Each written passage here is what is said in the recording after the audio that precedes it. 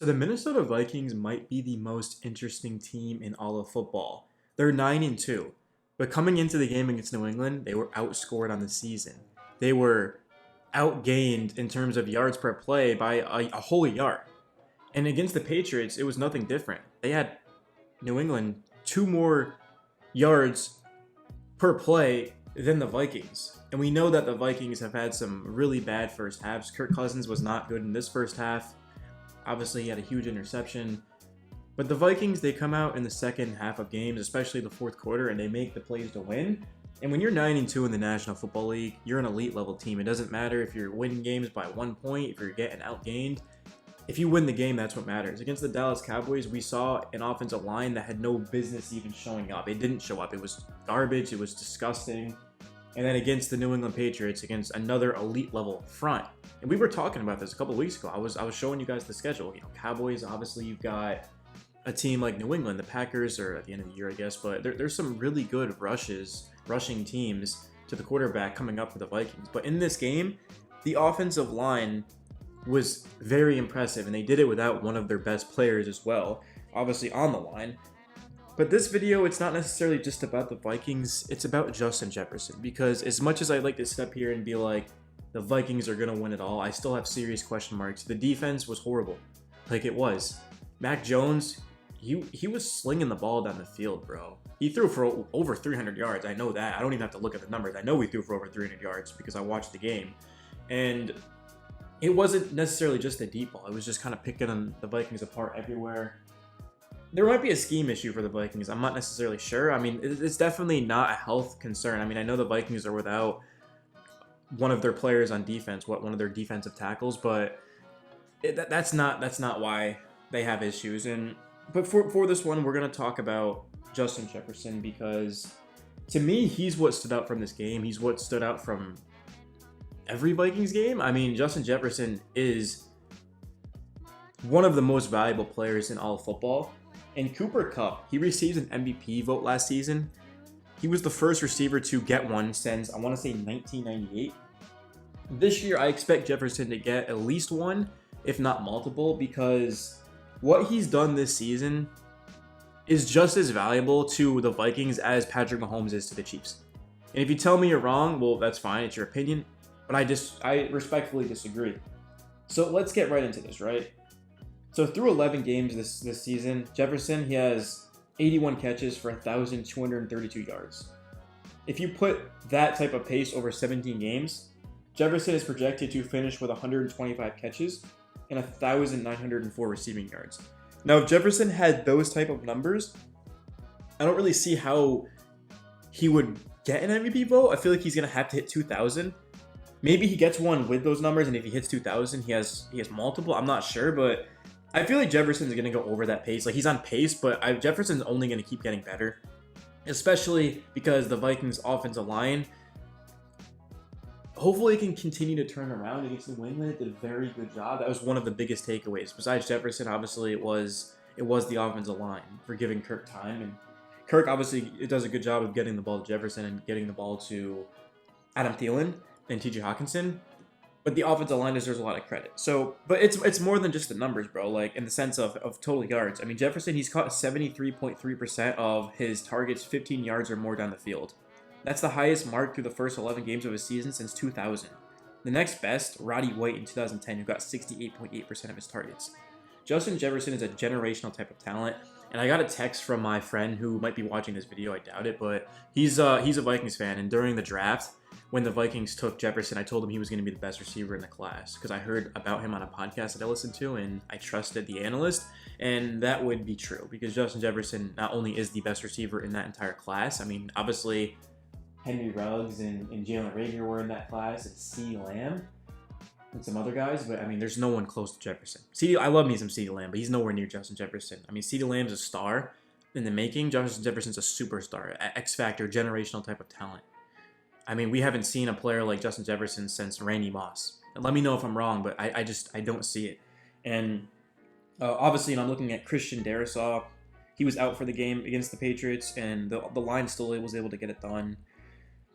But outside of that, I mean, we could talk about the Patriots. The New England Patriots definitely made some very lackadaisical decisions in this game. They gave up a special teams touchdown. They were 0-3 in the red zone. And outside of that, it's just New England probably should have won this game. But the thing is, even though the Vikings are always in like these weird situations to where they probably should lose the game, they end up winning them. And come playoff time, sure, the Vikings are not going to be favored over, I feel like, a lot of teams. Like the Cowboys were favored in Minnesota last week. 4 days ago was that? Literally 4 days ago, the Cowboys were favored and they steamrolled the Vikings. So for the Vikings to be on a short week after getting their asses completely handed to them, it was so bad, bro. I literally was watching the Vikings on TV and all of a sudden the game was off. They moved the game. They put the Bengals and Steelers on. And I was like, okay, they did me a favor because I would have kept watching. They did me a favor by doing that. But the Vikings are the type of team where I have concerns for them. I want to sit up here and tell you guys that the Vikings are going to win it all, that they're the favorites to come out of the NFC, but that just wouldn't be true. The Vikings have so many holes, so many concerns. They don't play complete halves of football, and not many teams do. But I don't think the Vikings have played 2 good halves of football all season.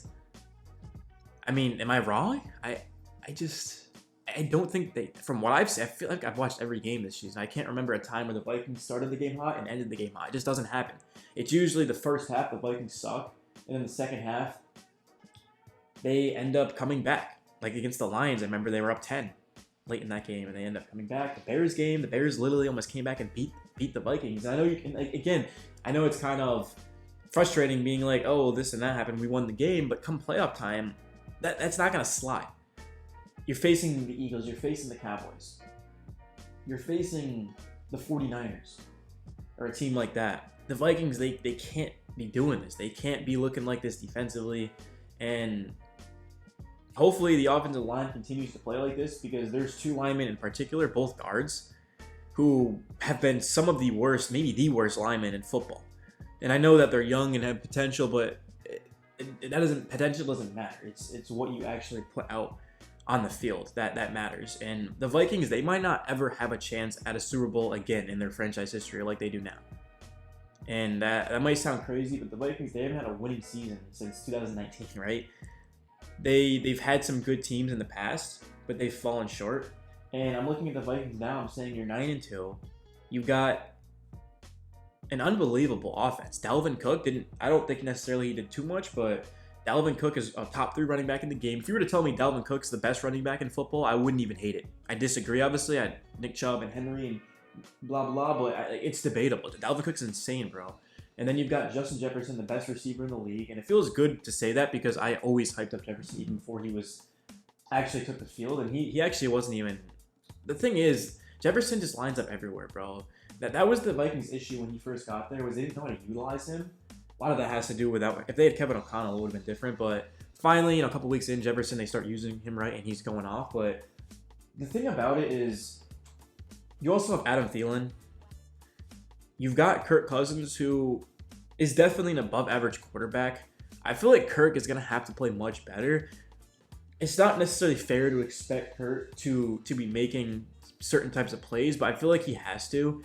And he did step up in the second half. And I do like Kirk's drive to win. Kirk wants to win, and when he threw that interception against the Patriots in the first half, I mean, you could tell he was frustrated. He was visibly frustrated. And I respect the hell out of Kirk Cousins, but I still need to see more out of him. I need to see more out of this defense. And the Vikings, they're going to have a longer week now. So, obviously, you play on Thursday, right? Your next game is Sunday. So you have, not this Sunday, but next Sunday. So you have extra rest to get healthy, to get key guys back. You have extra rest to work on this defense and figure out what went wrong. Because even though they did beat the Patriots, was it really a win? Right? I mean, if we're looking long-term at a Super Bowl, I'm talking about a Super Bowl. If the Vikings don't win the Super Bowl, I don't give a damn. If they make the Super Bowl and they lose by a game winning, it doesn't matter. I'm looking at the Vikings and I'm saying that I need a Super Bowl this season. It's a good team, but they've got to keep getting better. And I'm looking at the NFC and I'm saying, who the hell... I mean, the Dallas Cowboys, sure, that game was just bad. It's hard to even say anything about the Cowboys after what they just did to the Vikings. Eagles, obviously, they caught the Vikings in week 2. The Vikings are a much different team, but I don't know. I definitely am concerned, but I don't look at anyone else in the NFC and think that the Vikings can't beat them. That's why film exists, dude. You watch the film and you figure out what you did wrong, what you did right, and you keep going with it. But To me, the Vikings are definitely gonna have to have home field, which means that they're gonna. Well, I don't even know if the Eagles are gonna. For all we know, the Eagles and the Vikings might not even make it to the NFC Championship. But if the Vikings do get that #1 seed, it guarantees home field throughout the NFC playoffs. I don't think the Vikings are gonna be able to go on the road and beat some of these top teams. Man, being in Minnesota and having the crowd behind you is gonna be huge because we know the Vikings defense. It definitely needs work. But when you got Daniil Hunter and Zadarius Smith coming off of the edge, you've got a guy like an Eric Kendricks, and you've got a Patrick Peterson. You've got one of the best defensive tackles in football. My Vikings knowledge is not the greatest. I'm not a Vikings fan. If some of you might think that I am a Vikings fan by if you just saw my video for the first time. I'm not a Vikings fan. I'm a damn Colts fan. But I make Vikings videos because they're actually good. Like, the Colts suck. So I just started making Vikings videos in the offseason, and my first video was Justin Jefferson, why the NFL should be terrified of him. And yeah, everyone's terrified of Justin Jefferson. It's to the point where Kirk Cousins is literally double teamed at this point. Or Kirk Cousins is double teamed. Yeah, that makes so much sense. Swaggy. Justin Jefferson is double teamed at this point, and Kirk just doesn't care. He throws it to him, something that he didn't do early on. Now, Justin Jefferson's 6'1". I'm the same height as Justin Jefferson. So, which is crazy to think about. But Justin Jefferson it doesn't matter if he's double covered, if he's triple covered, if each 4 guys are on him. You need to get him the damn football. And Kirk Cousins, you can say what you want about him. Is he a Super Bowl level quarterback? That's completely debatable. But what Kirk Cousins does well is get the ball in the Jefferson's hands. And I know you're thinking, well, okay, how hard is it to get the ball into Justin Jefferson's hands? But let's look at the Panthers, right? DJ Moore. Quarterbacks have trouble getting him the ball. I mean, imagine if DJ Moore had a quarterback, what numbers he'd be putting up. I mean, he still puts up over 1,000 yards with freaking Sam Darnold.